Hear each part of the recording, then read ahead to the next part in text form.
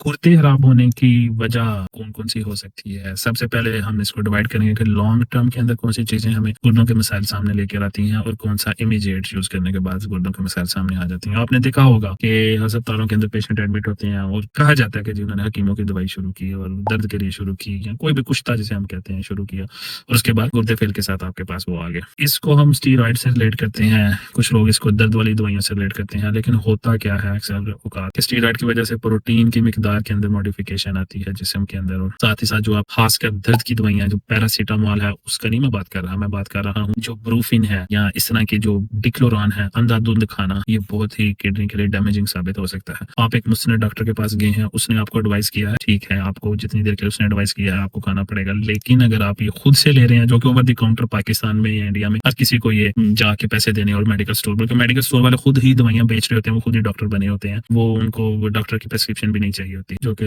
Europe में America में आप देखेंगे बिल्कुल कॉमन नहीं है। तो दर्द की दवाइयां जो है वो गुर्दों को फेल करने में बहुत बड़ा अमल होता है और ये अक्सर औकात में इरिवर्सिबल डैमेज हो जाता है कि जो फिर रिकवर नहीं होता। आपको गुर्दा या ट्रांसप्लांट कराना पड़ता है या आपको डायलिसिस पे जाना पड़ता है। इसी तरह लॉन्ग टर्म के अंदर जो लोग मुसलसल नमक खाते हैं, कोला ड्रिंक्स हैं, शुगरी ड्रिंक्स हैं या बहुत ज्यादा प्रोटीन, जो बॉडी बिल्डर्स हैं वो एक्सटर्नली प्रोटीन जो है वो फॉर्म, ये जो पाउडर फॉर्म का प्रोटीन होता है वो ले रहे होते हैं, साथ उसके क्रेटिन ऐड कर रहे होते हैं, उसकी वजह से भी किडनी का डैमेज होने का बहुत ज्यादा खदशा होता है। शुगरी कंटेंट मैंने एक्सप्लेन किया है आपको कि वो जो कोला ड्रिंक से ले रहे हैं और आपको अंडरलाइन डायबिटीज भी है, शुगर भी है और आपने वो मुसलसल चलाया रखा हुआ है, तो वो अल्टीमेटली आपके गुर्दों के ऊपर असर करेगा और उसकी वजह से इरिवर्सिबल डैमेज होगा। आपको यहाँ ट्रांसप्लांट करवाना पड़ेगा या फिर आपको डायलिसिस पे जाना पड़ेगा। हाँ, अक्सर औकात के अंदर आप मेडिकेशन से कंट्रोल कर लेते हैं, लेकिन वो कुछ अरसे के लिए होता है, आप मुसलसल उसके ऊपर अपनी ग्रिप नहीं बना सकते। तो एडवाइस ये है कि अंधाधुंध जाके दवाइयां लेनी या खानी डायरेक्टली आपकी बॉडी से दो जगहों से ही निकलनी है। दवाई जो आप ले रहे हैं, हकीम से ले रहे हैं, डॉक्टर से ले रहे हैं, या तो आपके गुर्दों के रास्ते निकलनी है या फिर आप खाने के रास्ते से निकलनी है। ज्यादातर दवाइयां जो है वो हमारे गुर्दों के रास्ते ही बाहर निकलती हैं। तो गुर्दों का खास ख्याल रखने के लिए, उनको मुतवाजन